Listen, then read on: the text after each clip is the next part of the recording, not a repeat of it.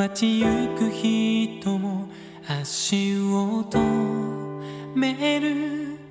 ふと見上げた空の下には小さな桜の花、互いの夢を語り合った桜の木はいつも見ていた。君と過ごした日々はいつもこの胸にある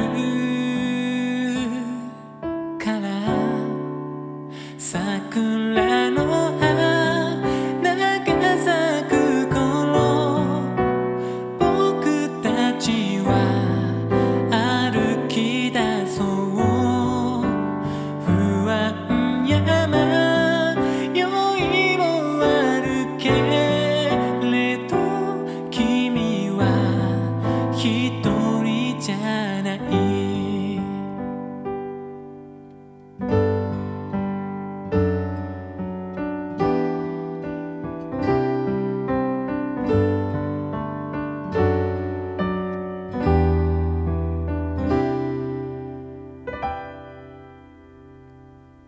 それぞれの道歩いてゆく、人の波を見守るように、暖かな風に包まれて舞い落ちる桜の花、